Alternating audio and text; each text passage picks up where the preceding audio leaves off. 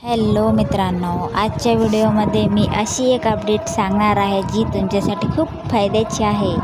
पण त्याआधी चॅनलला सबस्क्राईब करा, जेणेकरून पुढची महत्त्वाची अपडेट तुमच्याकडून मिस होणार नाही. आज 7 मार्च 2026 सर्वात मोठी आणि खात्रीशीर अपडेट असलेली खरी माहिती खालीलप्रमाणे आहे.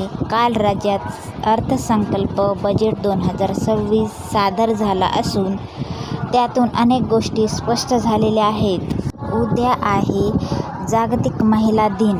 कालच्या राज्याचा अर्थसंकल्प सादर झाला असून मुख्यमंत्री देवेंद्र फडणवीस यांनी लाडक्या बहिणींसाठी अत्यंत महत्त्वाची घोषणा केली आहे. पण दुसरीकडे एक धक्कादायक माहिती समोर आली आहे की सुमारे 60 लाख महिला यादीतून बाहेर पडल्या आहेत. तुमचे पैसे उद्या 8 मार्चला येणार का, हे आज आपण सविस्तर पाहणार आहोत. बहिणींनो, कालच्या अर्थसंकल्पात सर्वात मोठी बातमी ही आहे की लाडकी बहीण योजना 2026-27 या आर्थिक वर्षातही अशीच दमदारपणे सुरू राहणार आहे.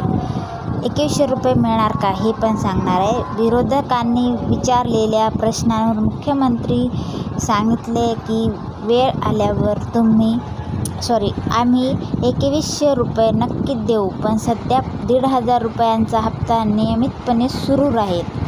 60 लाख महिलांना बाहेर का?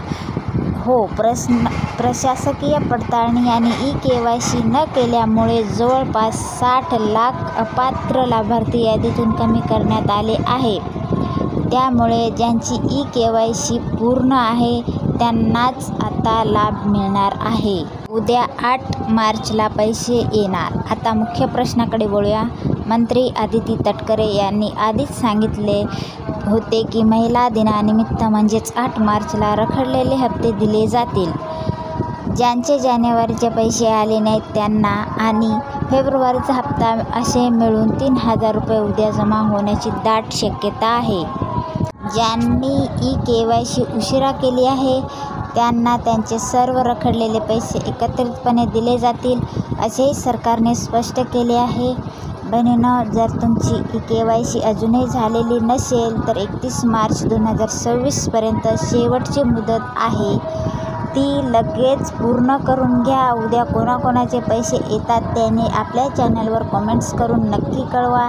अशाच खऱ्या आणि लेटेस्ट अपडेटसाठी आपल्या चॅनलला नक्की सबस्क्राईब करा. धन्यवाद.